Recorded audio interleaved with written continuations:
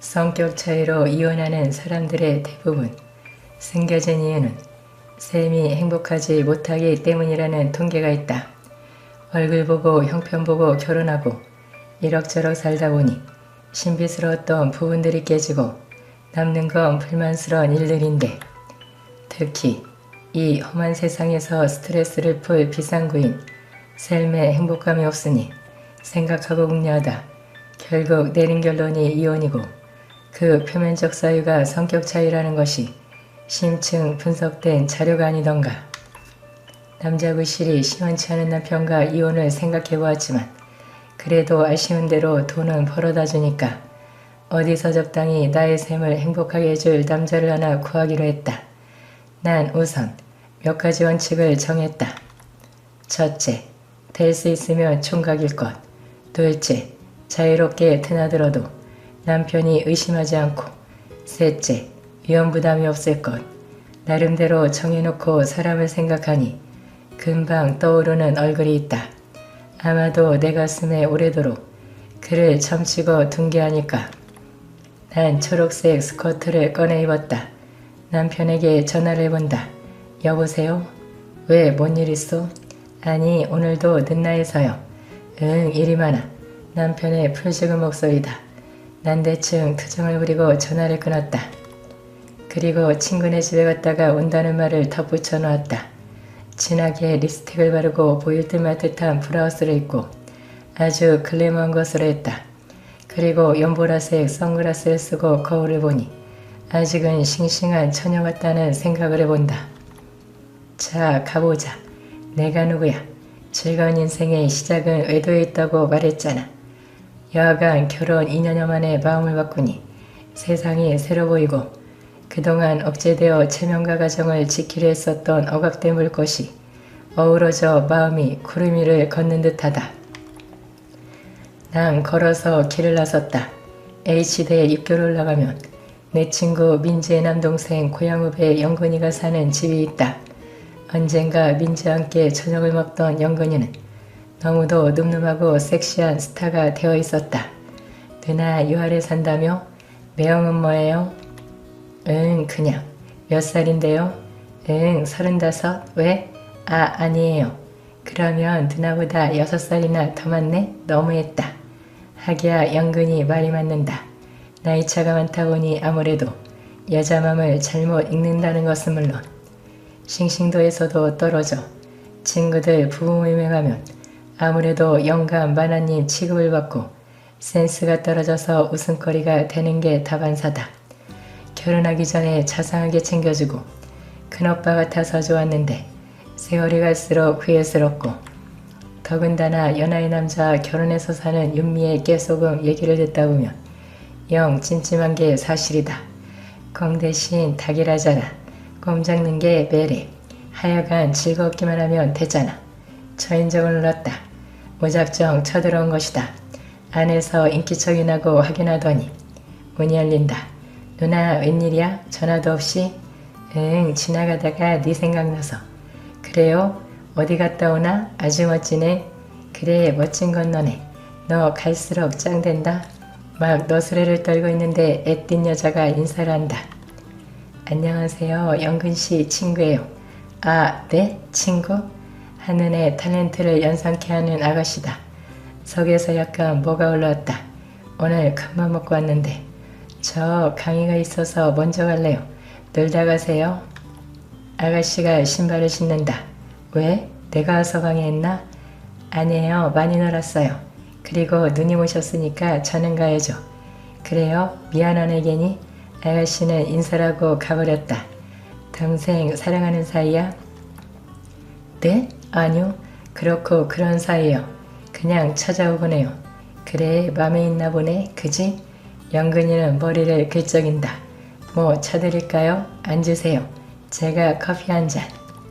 그래, 심심할 것 같아서 내가 우리 집에 있는 패스포드 한 잔 가져왔지.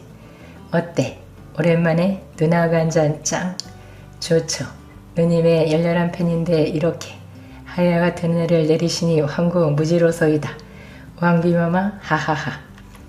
영근이 너 정말 내 팬이야? 네, 제가 고등학교 때 우리 집에 오면 나 쳐다봐주길 얼마나 학수고대했는데요. 그래? 몰랐네? 난 쬐그맣다고 생각했는데 쬐그맣긴요. 그때도 다 익었었지요? 하하하. 뭐가 다 익어? 호호. 영근이 예전 봐. 영근이가 커피를 타는 사이 나는 여기저기 묻고 뒤져 술잔을 챙겨 탁자에 놓았다. 누님 오늘 아주 기분이 좋아 보이네요. 응, 그냥 지나가다가 영근이 코가 생각나서. 예? 코요? 제 코가 어때서요? 영근이 눈빛이 반짝하고 빛났다. 그리고 나를 훑고 지나가는 시선이 매우 불그레하다. 영근이 너 코가 아주 매력이야. 정말이야. 영근이가 커피를 넣으며 대답 대신 내 손을 덥석 잡는다. 누나 무슨 일 있지? 무슨 일은 그냥 너 보러 온 거야. 나 너 보고 싶더라. 나도 왜 그런지 몰라 어쩔까 몰라. 난 투정을 부렸다. 영근이가 그런 나를 은근히 바라본다. 조금은 의외라는 반응을 보이는 그의 표정 속에서 난 좀 더 대시했다. 야, 너나 얼마나 외로운 줄 알아? 영근이가 나의 투정이 무엇인지 확인한 모양이다. 난 벌떡 일어나 안방으로 들어왔다. 그리고 영근이의 침대 아래 엎드렸다. 그리고 우는 신용을 한다. 남자들은 눈물에 견디지 못하지 않는가? 누나 왜 그래? 어떻게 해주면 좋겠어? 영근이가 따라 들어와 나를 뒤에서 감싼다. 누나, 난 눈을 감았다. 그리고 영근이를 기다렸다. 정말 내 셈은 오늘 행복한 셈이다. 안녕하세요. 저는 40대 중반의 평범한 주부입니다. 행복한 결혼에는 조건이 있죠. 아무리 남녀가 좋아도 가족과 가족의 만남이기도 하기에 특히 결혼을 앞둔 여자들은 시댁 어른들에 대한 두려움과 기대가 앞섭니다. 사위 사랑은 장모란 말은 있지만 며느리 사랑은 시어머니란 말은 없습니다. 그만큼 우리나라에선 딸 같은 며느리, 엄마보다 좋은 시어머니라는 건 사실 존재하지 않는다고 봅니다. 요즘 토크쇼를 보면 정말 세상이 많이 변했다는 걸 느낍니다. 시어머니와 며느리가 나와서 서로를 헐뜯고 서로의 단점을 고치라는 둥 시어머니 말이면 깨갱하는 며느리는 옛말이 된 것 같더라고요. 좋게 말하면 쿨하다 할 수 있지만 사실 시어머니에 대한 며느리들의 불만은 옛날이나 지금이나 같다는 겁니다. 표현만 안 했을 뿐이죠. 시어머니가 얼마나 싫고 무서웠으면 시자 들어가는 건 먹지도 보기도 싫다는 말이 있을까요? 하지만 시자만 들어도 기분 좋고 자꾸 보고 싶은 별종 며느리도 있다는 사실 아시나요? 그게 바로 접니다. 아무리 잘해주는 시어머니라도 시어머니가 보고 싶다는 게 말이 되냐? 라고 말하는 분들도 많으실 겁니다. 저는 이 물음에 답하라고 하라면 난 복이 많아서 그렇다라고 답해드리고 싶네요. 좀 재수없어 보일 수도 있지만 저희 시어머니와 저에 대한 스토리를 들으시면 아마 이해가 되실 겁니다. 아주 가끔 복을 타고난 사람들이 있죠. 고부 갈등이 뭐지? 시어머니가 너무 잘해주시는데? 라며 친정어머니보다 시어머니와의 케미가 잘 맞는 고부간도 있습니다. 그게 바로 접니다. 일찍 부모를 여의고 부모의 사랑이 뭔지 몰랐을 때 생판 남보다 못한 시어머니를 섬겨야 한다는 순간 저는 너무 무서웠고 어떻게 해야 할지 몰랐죠. 하지만 며느리 사랑은 시어머니라는 말이 있다는 걸 저와 시어머니는 당당히 보여줬습니다. 그리고 앞에서만 우리 며느리라고 부르는 게 아닌 정말 진심으로 저를 사랑한 시어머니. 시어머니와 며느리로 처음 만난 날, 저는 그날을 잊을 수가 없습니다. 저는 부모님이 돌아가시고 4명의 동생을 돌보는 그야말로 집안의 가장이었습니다. 동생들 교육비에 생활비까지 정말 한 달 한 달이 새로 시작되는 것이 저에겐 고통이었죠. 언니, 나 수학여행 가 말어. 수학여행? 얼만데? 아니, 수학여행을 간다고 하면 어디 가는데? 언제 가는데라고 물어봐야 하는 게 순서 아니야? 지금 우리 형편에 솔직히 수학여행이 말이 되니? 나는 그 흔한 고등학교 졸업장도 없어. 그래도 너희들만큼은 고등학교는 졸업시키려고 밤낮 없이 일하는데 내가 너한테 이런 소리를 들어야 하니? 아이씨, 그럼 나도 학교 관두고 돈이나 벌래. 공부만 열심히 하라고 말할 땐 언제고 돈 이야기만 나오면 징징징. 정말 진절머리나. 너 내가 하루하루를 어떻게 사는 줄 알아? 아냐고. 누나 그만해. 자꾸 둘이 싸우지 마. 큰 누나가 좀 참아. 왜 나는 항상 참아야 하는데? 왜 나만 희생해야 하냐고. 누가 참으래? 자기가 선택한 길 아니야? 우리 책임지라고 한 사람 여기 아무도 없어. 착한 언니 코스프레 그만해. 역겨워. 야. 그날 저는 첫째 동생과 머리를 뜯고 싸웠습니다. 말리는 동생들을 보며 내가 왜 이렇게 살아야 하나. 정말 부모님을 원망했습니다. 나한테 왜 이런 짐을 지우냐고 말이죠. 저도 학교도 가고 싶고 놀고 싶은 그런 20살이었습니다. 하지만 나 하나만 희생하면 동생들은 저처럼 살지 않을 것이라는 마음으로 매일매일 일만 했습니다. 하지만 제게 돌아온 건 비난뿐, 고맙다는 말조차 듣지 못했죠. 동생들의 저녁도 모른 채 하고 처음으로 가출을 했습니다. 동네 뒷산에 올라 둥글게 뜬 달에 대고 원망을 참 많이도 했었습니다. 가출을 한 날 달은 더 빛났고 저를 더 초라하게 만드는 것 같았습니다. 왜 전 이렇게 살아야 하나요? 제가 뭘 그렇게 잘못했나요? 저도 사랑받고 싶어요. 저도 사랑받을 줄 안다고요. 가출은 잠시뿐. 저는 밤늦게 돌아와 동생들 아침을 차리고 학교를 보냈습니다. 저도 다 떨어진 가방 말고 동생들처럼 학교 가방을 들고 학교를 가고 싶다는 생각이 들었습니다. 그리고 이 지옥에서 벗어날 방법이 뭐가 있을까 고민을 했습니다. 왜냐면 아무도 인정해주지 않는 저의 희생을 왜 욕까지 얻어먹으면서 참아야 하는지 이건 아니라고 생각이 들었습니다. 부모님이 돌아가시고 저는 고등학교 1학년이 되던 해 중퇴를 했습니다. 선생님의 소개로 장갑을 만드는 공장에 취직하게 됐고 3년째 존재감 없이 일만 죽어라 했습니다. 그러던 어느 날 누군가 자꾸 날 쳐다본다는 느낌이 들었습니다. 제게 주어진 일감을 남들보다 적게 주고 밥 먹고 돌아오면 따뜻한 커피 한 잔을 몰래 놓고 가는 사람. 회사에선 그 어느 누구에게도 관심도 없던 내가 그에게 관심을 갖기 시작했습니다. 그는 저보다 7살이 많은 공장 인부였고 매일매일 들어오는 일감을 배분해주는 일을 담당했습니다. 제 아픈 마음이 그에게 보였을까요? 그는 매일매일 저를 챙겨주고 일이 힘들지 않은지 늘 묻곤 했습니다. 처음엔 대면대면 하다가 이렇게 잘해주는 사람이 내 곁에도 있다는 생각에 그에게 용기를 내 데이트 신청을 했습니다.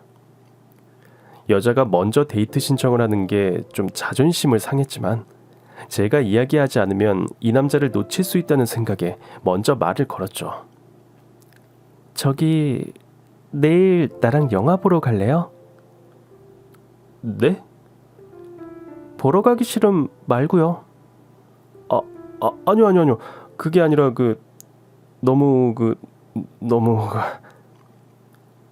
너무너무 뭐요? 좋아서요. 다음 날 그와 영화를 보게 됐고 우리의 사랑은 날이 갈수록 깊어졌습니다. 그는 매일 저를 집까지 바래다 주곤 했죠. 그러던 어느 날 그는 집에 들어가려는 제 손을 잡았습니다. 저는 순간 올 게 왔구나 생각했죠.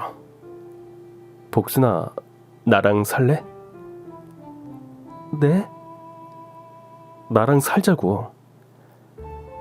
내가 진정씨 뭘 믿고. 알아. 복순이 너는 나보다 돈도 많고 능력 좋은 남자 만날 수 있을 거야. 근데 내 이기심이 너를 보낼 수가 없어. 난 사랑받고 싶어요. 정말로. 그건 내가 이 세상 누구보다도 잘해줄 자신이 있어. 날 믿어. 난 네가 꼬부랑 할머니가 돼도 사랑할 거고 죽어서도 사랑할 거야. 복순아, 난 책임져야 할 동생이 4명이나 있어요. 그 애들을 두고 갈 수 없어요.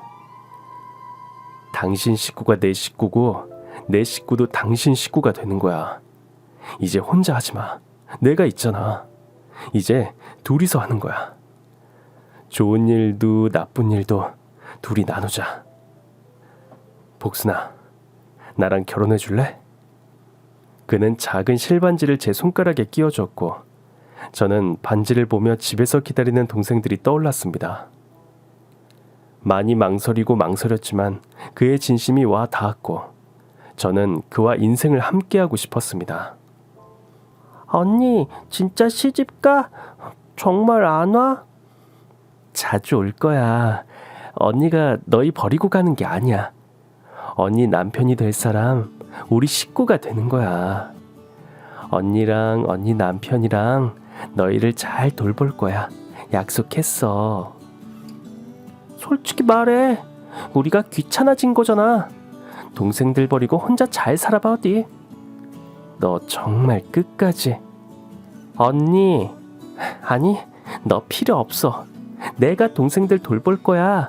앞으로 우리 볼 생각 하지도 마. 희생했고 사랑했던 식구들이 환영하지 않는 결혼. 정말 저는 끝까지 행복하지 못한 인생이 될 거란 불안감이 들었습니다. 내 식구들조차 환영해주지 않는데 그의 식구들은 저를 환영해 줄까요? 저는 부모님이 돌아가셔서 상견례조차 못하고 그의 어머님에게 결혼 승낙을 받으러 갔습니다. 호랑이보다 더 무섭다는 게 시어머니라던데 저같이 못난 며느리를 분명 탐탁지 않을 거라고 생각했습니다. 오빠, 나 괜찮아요? 나 너무 떨려. 우리 엄마 그런 분 아니야. 복순이 너 정말 예뻐하실 거야. 아무리 예쁜 며느리라도 자기 아들 뺏어갔다고 생각한대요. 내가 아무리 말해도 복순이는 안 믿을 것 같네. 자, 직접 들어가서 우리 엄마가 호랑인지 직접 확인해 보자고. 떨리는 마음으로 예비 시어머니를 만나러 갔습니다. 그런데 호랑이가 나올 줄 알았는데 너무나도 인자한 목소리가 절 맞이해 주었습니다. 복순 씨라고 했죠? 너무 잘 왔어요. 잘 왔어. 예비 시어머니는 저를 꼭 안아주시며 저를 반겨주셨습니다. 정말 믿기지 않았습니다. 이렇게 저를 환영해주는 사람이 제 시어머니가 될 분이라는 걸요. 예비 시어머니는 제가 좋아하는 음식을 다 차려놓으셨습니다. 맨날 동생들 반찬만 만들고 앉아서 밥도 제대로 먹는 일이 없었는데 이렇게 맛있는 음식을 대접받다니 정말 믿기지가 않았습니다. 진정이한테 뭐 좋아하는지 이야긴 들었어요. 입에 맞을지 모르겠네. 어서 들어요. 저는 그 정성스러운 상차림을 보고 흐르는 눈물을 멈출 수가 없었습니다. 따뜻한 밥과 국, 그리고 제가 좋아하는 음식들이 누군가 저를 위해 차려준 일이 없었으니까요. 어서 먹어. 그만 울고. 거봐, 우리 엄마 호랑이 아니지? 정말 맛있어요. 정말요. 그때 예비 시어머니는 모든 걸 안다는 듯 저의 손을 꼭 잡아주셨고 제 밥 위에 고기를 얹어주시며 말씀하셨습니다. 이제 이런 밥상 매일 차려줄 테니까 울지 마. 복순 씨는 그럴 자격 있어. 그만 울고 이제 먹어. 얼른. 제가 태어나 먹은 밥 중에 아마 제일 맛있었던 걸로 기억합니다.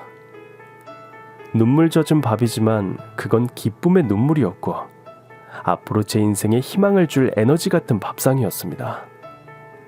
우리는 소박하지만 예쁜 결혼식을 올렸고 아직 집을 마련한 형편은 되지 않아 시어머니 댁에서 함께 살기로 했습니다.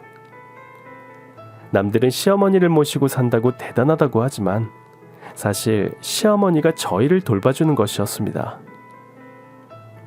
넉넉한 형편은 아니어도 늘 웃음이 끊이질 않았고 언제나 저희 세 식구는 항상 함께였습니다. 정말 시어머니는 작은 것 하나하나 저를 딸보다 더 챙겨주셨죠. 아이고, 아가. 네, 어머니. 저 늦잠을 자서 죄송해요. 설거지라도 해야 하는데 지각할 것 같아서. 그래도 이게 뭐니? 이리 와봐. 저는 영문을 몰라 시어머니 곁으로 갔고 시어머니는 제 머리를 곱게 빗어주셨습니다. 거울 볼 시간도 없이 아등바등 살아온 저를 이렇게 세심하게 챙겨주는 시어머니가 정말 제 친엄마였으면 얼마나 좋을까 그런 생각까지 들었습니다. 너는 얼굴형도 이쁘고 귀도 이쁘고 눈, 코, 입 다 이쁜데 얼굴을 왜 이렇게 가리고 다니니? 이것 봐라. 머리 묶으니 우리 며느리 미스 코리아가 따로 없구나. 아이고 예뻐라. 어릴 때 흐릿하게 기억이 났습니다. 엄마가 살아계셨을 때 제 머리를 곱게 빗어주던 그 손길. 부모 사랑을 받아본 기억이 거의 없기에 사실 전 사랑을 주는 방법을 모르는 사람이었습니다. 시어머니의 사랑을 받으니 사랑을 받는 법도 사랑을 주는 법도 아는 제가 되었습니다. 어머니 소원 없으세요? 제가 정말 하늘의 별이라도 따드리고 싶어요. 그런 거 없다. 나는 너희가 행복하면 그게 제일 좋아. 그래도 어머님, 저도 어머님께 뭔가 해드리고 싶어요. 매일 받기만 해서. 원래 부모는 자식한테 모든 걸 주는 사람으로 태어났다. 그리고 내리사랑이라는 말이 있잖니. 너는 네 자식한테 앞으로 모든 사랑을 줄 거고 우리 며느리 닮은 손녀 하나 있으면 좋긴 하겠다만 아이고 이 늙은이가 별소리를 다 하네. 요즘 며느리한테 손자 나달라면 시어머니 점수가 깎인다며? 나는 우리 며느리한테 100점은 못 돼도 50점 이상은 돼야지. 그렇지? 아니에요 어머니. 어머님은 저한테 100점 아니 1000점 점수로 매길 수 없을 정도로 저한테 소중한 분이에요. 어머님 오래오래 저희랑 건강하게 사셔야 돼요. 아셨죠?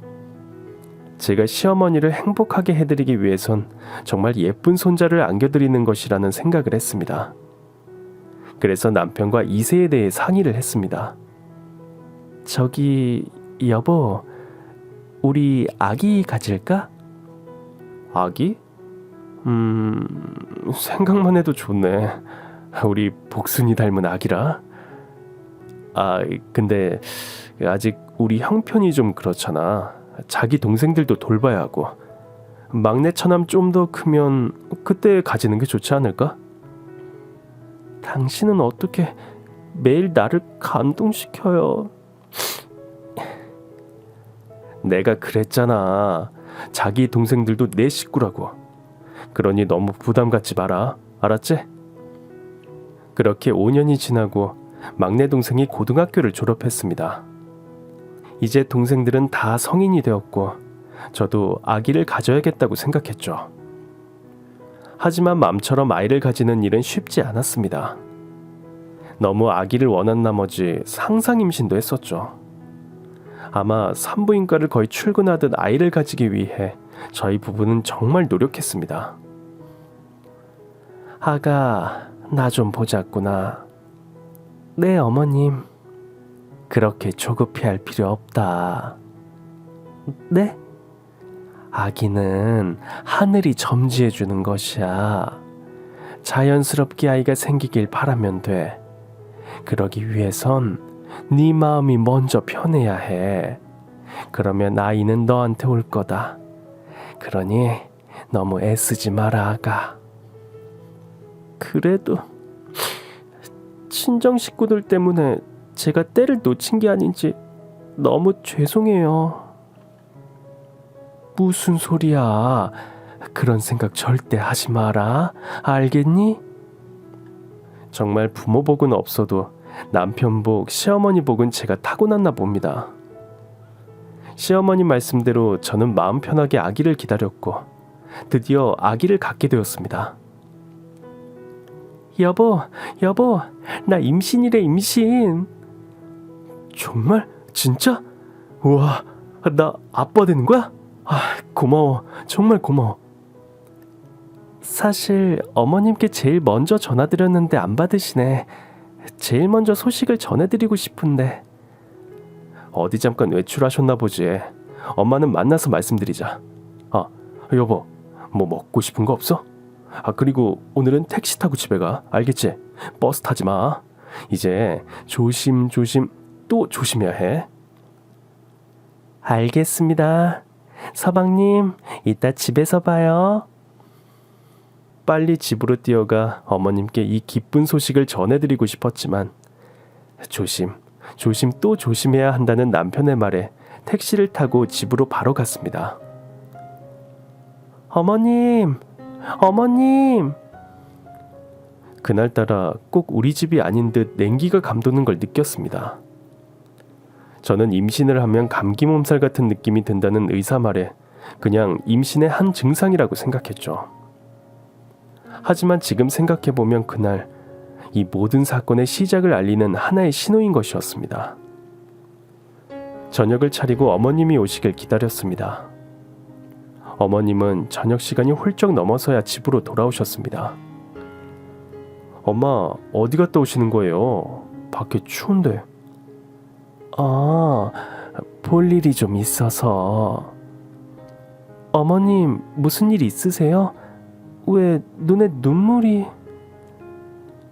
아, 아니다. 나 좀 피곤하구나. 좀 쉬어야겠다. 저는 어머님께 임신 사실을 그날 알리지 못했고 임신의 기쁨도 잠시 눈물 고인 어머님의 모습이 제 머리에서 떠나질 않았습니다. 여보, 어머님 무슨 일 있는 거 아닐까? 아까 우신 것 같았어요. 그러게, 저런 모습은 처음인데. 내일 일어나면 어머님께 조심스럽게 물어봐요. 무슨 일 있으시면 우리가 해결해드려야죠. 알겠어. 그날 밤 뱃속의 아이에게 부탁을 했습니다. 할머니가 무슨 일로 속상하신지, 할머니가 별일 없기를 아이에게 마음속으로 이야기했습니다. 다음날 아침, 어머님은 초췌한 모습으로 늘 그렇듯 저희의 아침밥을 차리고 계셨습니다. 어머님, 일어났니? 얼른 밥 먹어라. 엄마, 어제 무슨 일이 있었어요? 일은 무슨 일? 그냥 노인정 갔다가 너무 추워서 그런 거야. 몸살약 먹어서 이제 괜찮아. 진짜죠? 그래, 아무 일 없어. 엄마, 그러면 엄마가 완전히 깜짝 놀랄 사실 하나 알려줄까요? 깜짝 놀랄 일이라니. 너희 무슨 일 있니? 당신이 말씀드려. 어머님, 8달 후면 손자 보실 것 같아요. 정말이니? 정말이야? 아이고, 장하다. 우리 며느리, 아이고, 고맙다, 고마워. 이것 봐, 우리 엄마 얼굴에 금방 화색이 도시네. 엄마가 보기에 딸인 것 같아, 아들인 것 같아? 그게 뭐가 중요하니? 우리 손자 건강한 게 중요하지. 나는 1타 2피 쌍둥이였으면 좋겠어. 그때 어머니는 들고 있던 밥그릇을 갑자기 떨어뜨리셨습니다. 엄마 괜찮아요? 좀 어지러워서. 아가 오지 마라. 다친다. 얼른 비켜. 어머님, 오늘 저랑 병원 좀 가셔요. 아무래도 감기가 심하게 오신 것 같아요. 저랑 오늘 같이 병원 가셔요. 네? 시어머니는 한사코 안 가시려는 병원을 저는 억지로 모시고 갔습니다. 그런데 정말 믿기 싫은 현실을 그날 마주하게 되었습니다. 알츠하이머입니다. 치매요. 벌써 많이 진행이 되셨어요. 네? 저희 어머니가요? 아마 이 정도 되면 집도 잘 못 찾으실 거예요. 외출 삼가시고 치매 환자를 위한 이름표라든지. 아니에요. 다시 검사해 주세요. 어머님은 벌써 저희 병원에 다녀가셨어요. 몇 달 전에요. 본인도 잘 아실 겁니다. 이제 가족분들이 잘 챙겨주셔야 해요. 의사가 알츠하이머라고 하는 순간 정말 하늘이 무너질 것 같았습니다. 왜 착한 우리 어머님께 이런 몹쓸 병을 주는지 하늘을 원망하고 또 원망했습니다. 그날 어머님과 저는 아무 말 없이 택시를 타고 집으로 갔습니다. 둘이 있으면 엄마랑 딸처럼 이야기가 끊이질 않았는데 어머님은 택시 창문만 바라보고 계셨습니다. 그러다 그때 어머님이 택시기사에게 소리를 질렀습니다. 기사 양반, 백화점으로 갑시다. 어머님, 너 임신복 사야지. 배 금방 부른다. 임신복도 필요하고 첫 병이랑 아기 이불. 아이고, 준비할 게 많아. 어서 백화점으로 가자. 어머님.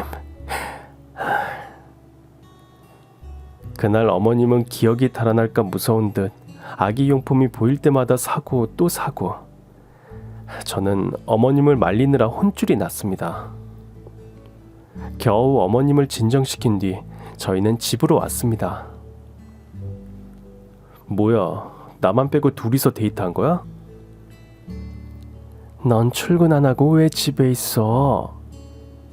엄마, 왜 안 하던 농담을 다 하실까? 아니, 지금 시간이 몇인데 출근을 안 해. 얼른 출근해라. 아참, 아침밥 먹어야지. 내가 얼른 차려주마. 남편은 어안이 벙벙해서 어머님과 저를 번갈아 보며 점점 얼굴이 굳어졌습니다. 오늘 병원에서 뭐래? 엄마 왜 저래? 여보,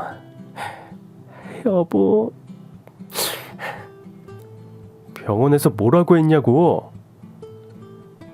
우리 어머니 불쌍해서 어떡해요? 어떡해? 어머님 알츠하이머래요.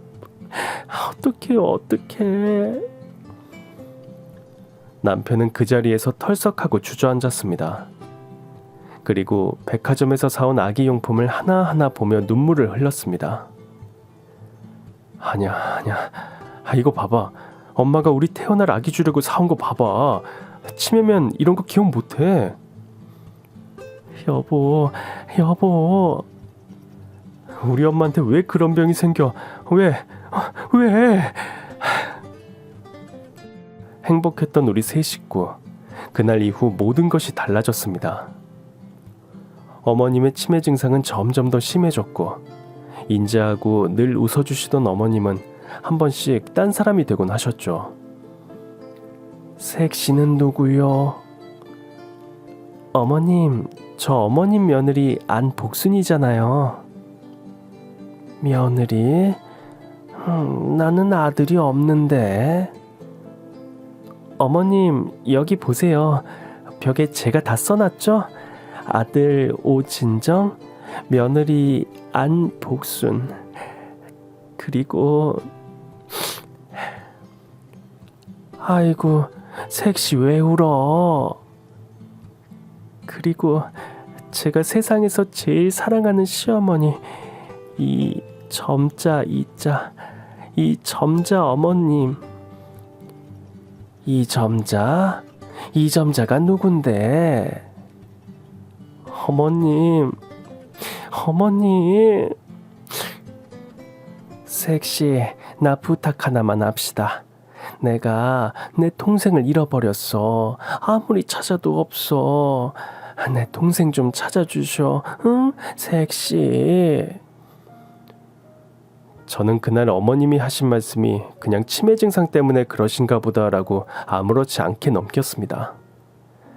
지금 생각해보면 그 말이 어머님께는 아무에게도 말하지 못한 상처라는 걸 모른 채 말이죠. 제 배는 점점 불러왔고, 배가 부를수록 어머님의 치매 증상은 더 악화되었습니다. 거실에서 볼일을 보시는 건 일상이 됐고, 냉장고에 있는 음식들을 다 꺼내서 허겁지겁 손으로 식사를 하셨습니다. 소리를 지르고 저 몰래 밖으로 나가서 경찰에 신고한 것만 해도 수십 번. 하지만 제일 가슴 아팠던 건 그렇게 예뻐했던 며느리를 못 알아보시는 것이었습니다. 어머님, 목욕하시니까 시원하시죠? 네. 어머님, 저 옛날에 머리 빗어주시던 거 기억나세요? 몰라요. 어머님, 제 배 보세요. 어머님 손재가 이만큼 자랐어요. 만져보세요. 어머님은 제 배를 떨리는 손으로 가만히 만지셨습니다. 그러곤 한참을 아무 말도 하지 않으셨습니다. 그러다 갑자기 이상한 말씀을 하셨습니다. 나는 내 동생이랑 같은 날 태어났어요. 아줌마도 동생 있어요? 어머님 동생 있으세요? 아니, 난 오빠 있어. 우리 오빠 오진정, 우리 오빠 언제 와? 저는 그날 어머님의 말이 뭔가 이상하다는 것을 느꼈습니다. 오늘은 엄마 별일 없었어? 생각해봤는데 당신 점점 몸도 무거워지고 엄마를 모시는 게 무리인 것 같아. 간병인 불러야겠어. 안 돼요.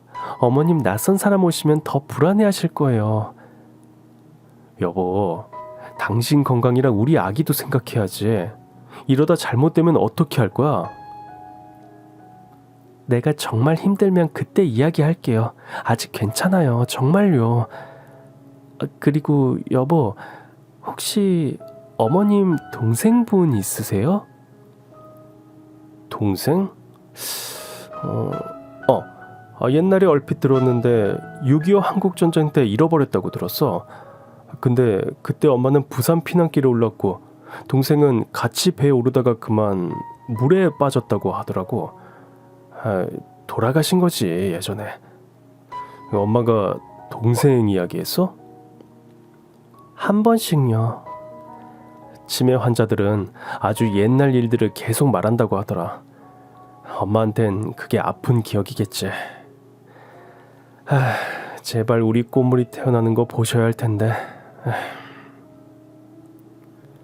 동생에 대한 그리움이 크다는 걸 남편을 통해 알게 되었고, 저는 어머님이 동생분 이야기를 하실 때마다 어떤 기억이 있는지 자주 이야기를 했습니다.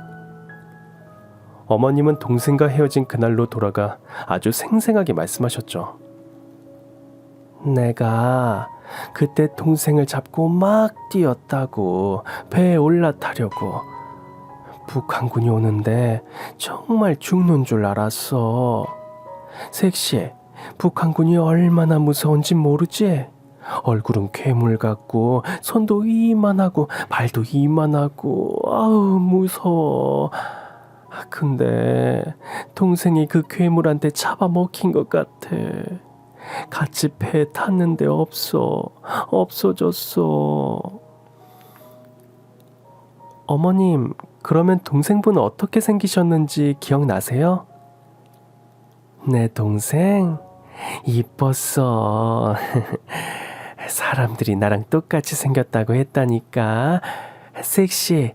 나 이쁘지? 네, 어머님. 우리 어머님 세상에서 제일 예쁘세요.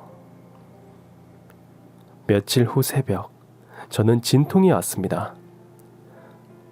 여보.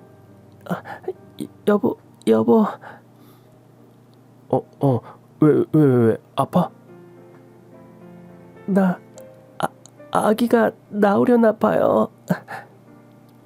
진짜? 잠깐만. 그래. 저 택시부터 잡아야겠어. 잠깐만.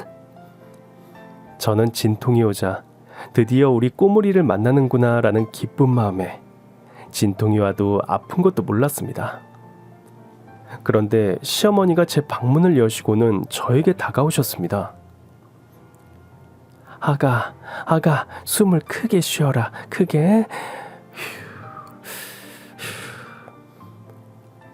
어머님? 어머님. 그래, 시엠이다. 시엠이를 왜 이렇게 불러? 그만 부르고 얼른 숨 쉬어.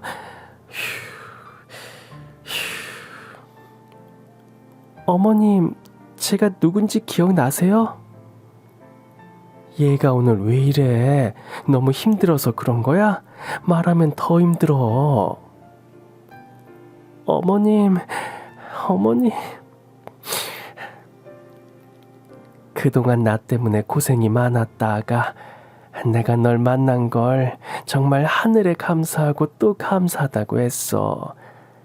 다음 생에는 내 딸로 태어나서 내가 키우고 먹이고 입히고 정말 다 해주고 싶구나. 우리 다음 생에는 꼭 엄마랑 딸로 태어나자. 알겠지? 어머님.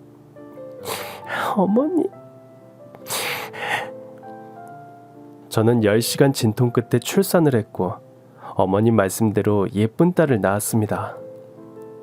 행복과 불행은 왜 늘 제게 동시에 찾아오는 걸까요? 우리 예쁜 딸이 태어나던 날, 어머님은 세상을 떠나셨습니다. 어머님은 전쟁으로 가족을 모두 잃으셨다고 하셨습니다. 장례식장은 남편과 저밖에 없었죠.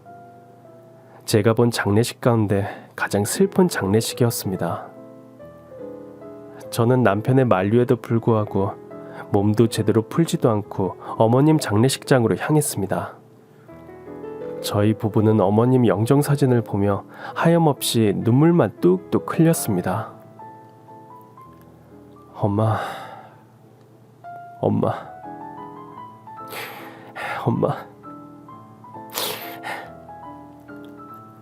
어머님, 조금만 더 저희한테 시간을 주셨으면 예쁜 손주 얼굴 보셨을 텐데.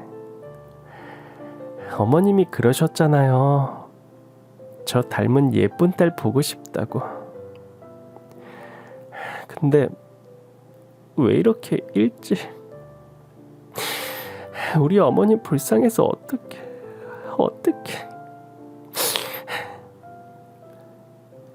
고생만 하시다가 가셨는데 이제 손주도 보고 편하게 모시려고 했는데 엄마 죄송해요.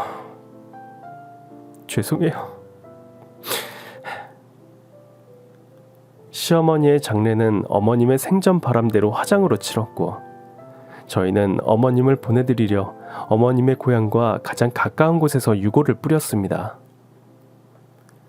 엄마, 고향에 가셔서 가족들도 만나시고 하늘에선 편히 쉬세요. 어머님, 하늘에서도 저희 보고 계실 거죠? 항상 어머님이 곁에 있다고 생각하고 저희 열심히 살게요. 어머님도 하늘에서 편히 쉬세요. 저는 장례식을 마치고 어머님 유품을 정리했습니다. 시어머님은 생전에 정말 검소한 분이셨습니다. 옷도 신발도 전부 떨어질 때까지 입고 신으셨죠. 워낙 검소한 분이라 어머님 유품을 정리하는데도 시간도 별로 걸리지 않았습니다. 유품을 정리하면서 저는 더 가슴이 아팠습니다. 어머님, 저희한테 다 주시고 왜 당신한테는 이렇게 검소하셨어요? 불쌍한 우리 어머님. 그런데 어머님 장롱 안에 작고 낡은 상자 하나가 보였습니다. 이게 뭐지?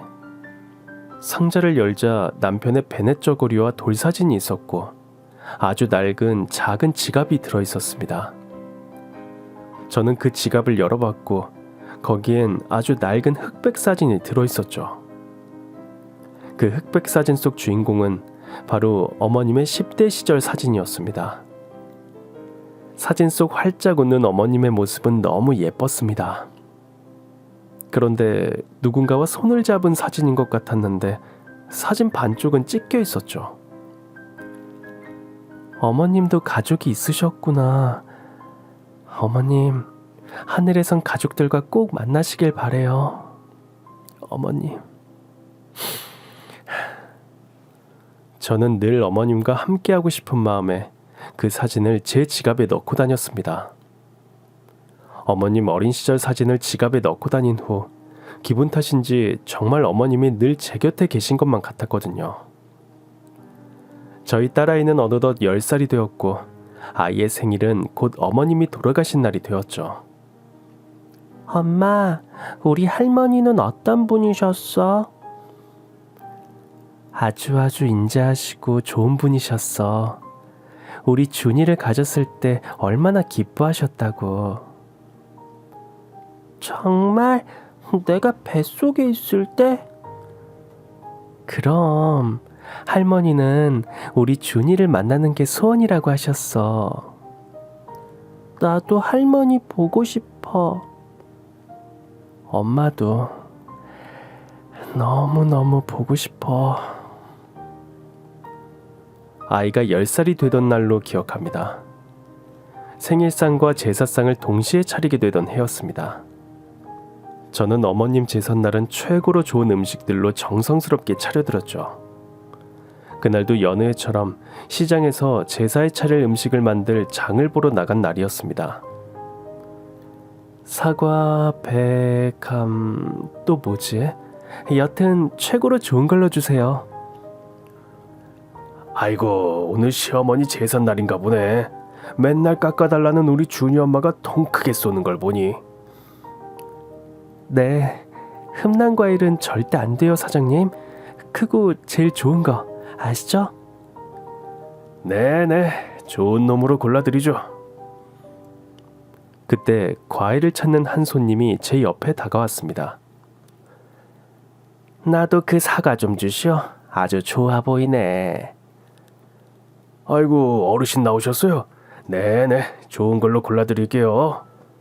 저는 과일을 찾는 손님을 보게 됐고 그 손님의 얼굴을 본 순간 장바구니를 떨어뜨리고 말았습니다. 아유, 이걸 어째 다 흘렸네. 애기 엄마, 얼른 주워야지 뭐예요. 저는 순간 몸이 얼음이 되었습니다. 돌아가신 시어머니와 똑같이 생긴 분이 제 옆에 서 있었기 때문이죠. 저는 너무 믿기지 않아 눈을 비비고 또 비볐습니다. 하지만 제 옆에 계신 어르신은 저희 시어머니라고 해도 믿길 정도로 정말 똑같이 생긴 분이셨습니다. 아, 네, 죄송해요. 혹시 성이 이씨세요? 갑자기 앞도 뒤도 없이 내 성은 왜 물어요? 얼른 장 본 거 주워 담아요. 참, 젊은 사람이 이상하네. 그 어르신은 과일을 사고 자리를 떠나셨고 저는 과일도 사지 않은 채 그분을 계속 쫓아갔습니다. 보고 또 봐도 정말 저희 시어머니와 똑같이 생기신 분이셨죠. 저는 그분을 놓칠 수 없었습니다. 제가 그렇게 사랑하던 시어머니와 너무나도 닮으셔서 말이라도 걸어보고 싶었습니다. 저기 어르신. 아이고 깜짝이야. 아야, 날 따라온 거요? 네, 어르신. 너무 죄송한데 잠시 시간 좀 내주실 수 있으세요? 무슨 일인진 모르겠지만 아유, 애기 엄마 안색이 너무 안 좋네. 어디 가서 물이라도 좀 마십시다. 따라와요. 저는 어르신을 따라 시장 안에 있는 작은 노점 카페에 갔습니다. 어르신은 따뜻한 유자차를 저에게 건네주셨죠. 일단 이것부터 좀 마셔요. 뭔진 모르겠지만 젊은 사람이 혼이 다 나갔구만. 어르신, 실례지만 올해 연세가 어떻게 되세요? 아니, 아까부터 자꾸 내 성이 뭐냐, 나이가 어떻게 되냐, 그걸 왜 물어보는 거요? 사실은 10년 전 돌아가신 저희 시어머니와 너무 닮으셨어요. 아니, 똑같이 생기셨어요. 오늘이 시어머니 제삿날이라 제사 음식 장을 보러 나왔는데 어르신을 보고 제가 너무 놀라서 그만. 그렇구먼. 내 성은 이씨고 6.25 전쟁통에 가족을 잃어버려서 그 충격인지 이름도 기억도 다 잃어버렸어요. 사실 혼자 사는 노인네라오. 그럼 연세는요? 올해 연세는 어떻게 되세요? 가만 보자. 내 나이가 올해 70하고 8이네. 늙으니 나이도 가물가물하다오. 전 너무 놀랐습니다. 어머님이 치매 증상이 심하셨을 때 생전에 똑같이 생긴 동생이 있다고 입버릇처럼 말씀하신 것이 떠올랐죠. 그리고 6.25 전쟁 때 동생을 잃어버린 사실, 성이 이 씨라는 점, 그때 하나하나 퍼즐이 맞춰졌죠. 그럼 이 사진 좀 보실래요? 저는 지갑 속에 있던 시어머니의 어린 시절 사진을 어르신께 보여드렸습니다. 누군가와 분명 같이 찍은 사진인데 사진의 반쪽이 찢겨진 그 사진을 말이죠. 사진을 보자마자 어르신은 너무 놀라셨습니다. 아니, 이 사진 왜 애기 엄마가 갖고 있는 거요? 이 사진 속 주인공이 제가 말씀드렸던 저희 시어머님이세요. 어르신은 갑자기 가방에서 손수건으로 감싼 사진 한 장을 저에게 내미셨습니다. 내가 전쟁통에 가족 모두 잃고 기억도 잃었는데 내 호주머니에 이게 들어있더라고. 나는 그때 기억은 없었지만 확신했지. 반쪽짜리 사진을 갖고 있는 사람이 분명히 내 가족이다라고 말이야. 근데 내 가족을 오늘 만난 것 같네. 이것 보시오. 사진을 합치니 둘이 똑같이 생겼네. 내 가족을 찾았어. 아휴. 어머님이 생전에 그렇게 찾던 동생분이 바로 어머님의 제삿날 제 옆에 나타나신 겁니다. 시어머니의 동생분과 저는 시장 길바닥에서 서로 끌어안고 오열했고 긴 말을 하지 않아도 서로가 서로를 안으며 위로를 했죠. 아이고, 내가 가족도 없이 이렇게 살면 뭐하나 하면서 죽어야지 했는데 살다 보니 이런 일도 있구먼. 이런 일도 있어. 에휴. 내가 동생이라고? 그럼 우리 쌍둥이 언니 세상을 뜬 거예요? 네, 10년 전에 치매로 하늘나라로 가셨어요. 생전에 동생이 있다고, 똑같이 닮은 어머님의 동생이 있다고 기억을 잃으시면서도 그 말씀은 자주 하셨어요. 동생이 너무 보고 싶다고요. 나는 언니가 있는 줄도 모르고 70평생을 얼굴도 모르는 가족을 그리워했지. 가족 없는 외로움은 정말 죽고 싶을 정도로 힘들었다오. 명절이면 눈물로 보내는 일이. 그런데 내가 살아있길 너무 잘했구먼. 우리 언니를 찾았으니 말이야. 언니.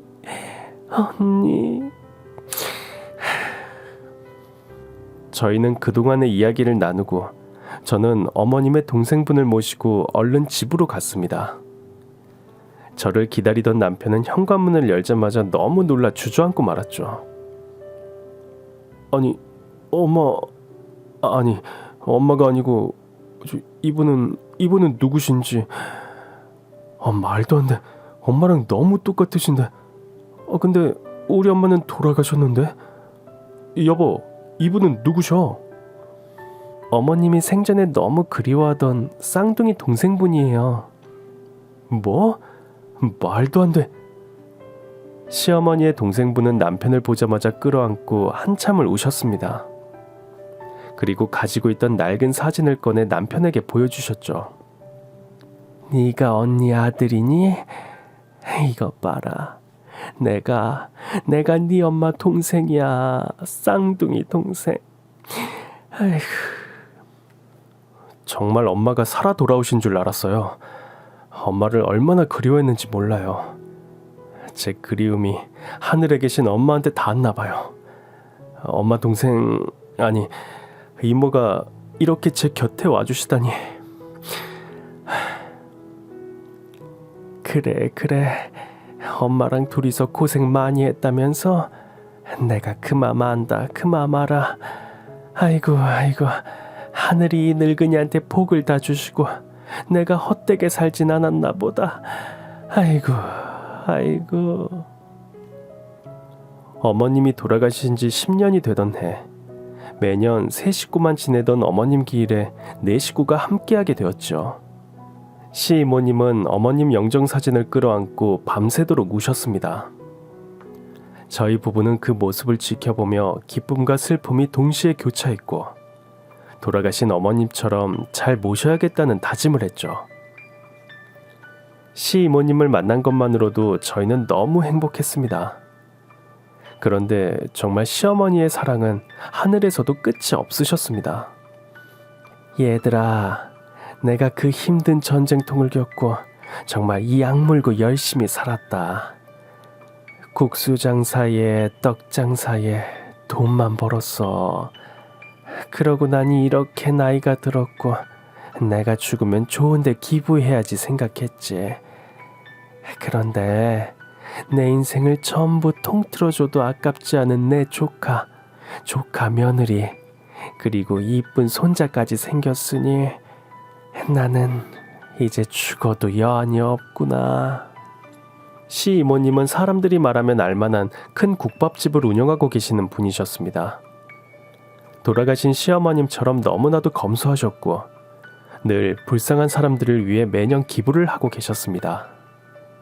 내 모든 재산을 너희에게 주고 싶구나. 받아주겠니? 저희 부부는 말도 안 되는 일이라고 시이모님의 부탁을 한사코 거부했지만 시이모님은 너무 간절하게 부탁하셨습니다.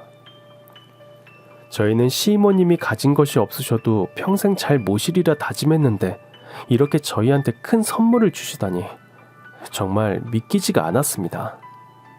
그날 이후 남편은 시이모님이 운영하시던 국밥집을 맡아 운영하게 됐고 시이모님은 저희와 함께 살게 되셨습니다. 시이모님은 저희 시어머니와 얼굴만 똑같으신 게 아니었습니다. 저에 대한 사랑 또한 돌아가신 시어머니와 똑같이 저를 너무 아껴주셨습니다. 준이야, 할미 왔다. 할머니. 아이고, 내 새끼. 자, 할미가 우리 준이 선물 사왔다. 정말요? 시모님은 저희 딸아이의 옷과 가방, 그리고 신발까지 너무 예쁜 것들을 선물해 주셨습니다. 그리고 제 손을 잡으시곤 저에게 작은 상자 하나를 내미셨습니다. 준이의 미야, 우리 언니, 불쌍한 우리 언니 잘 보살펴줘서 정말 고맙다. 고마워. 내가 이 은혜를 어떻게 갚을지. 아니에요. 제가 오히려 어머님 사랑 덕분에 너무 행복했어요. 정말 차고 넘칠 만큼 사랑을 주셨어요. 저에겐 친부모님과 다름없는 분이셨어요. 자, 우리 이제 한 가족이니 나눠 끼자꾸나. 그날 시이모님은 저에게 너무 예쁜 반지를 주셨습니다. 그리고 시이모님도 저랑 똑같은 반지를 손에 끼시곤 저를 꼭 안아주셨습니다. 이제 나도 너도 혼자가 아니다. 나한테 가족을 선물해준 우리 언니를 생각하며 행복하게 살자꾸나. 네, 이모님. 저도 이모님 잘 모시고 더 행복한 가정을 꾸리고 싶어요. 돌아가신 시어머님이 하늘에서 기뻐하실 수 있도록요. 하늘이 내린 인연이 있다고 하던가요? 늘 불행했던 제 삶에 가족이란 울타리는 저에게 너무나도 소중한 존재란 걸 느끼며 살고 있습니다. 여러분도 곁에 있는 가족을 아껴주고 사랑해주세요. 가족이 곁에 있는 것만으로도 행복하다는 사실을 절실하게 느낄 때가 올 거예요.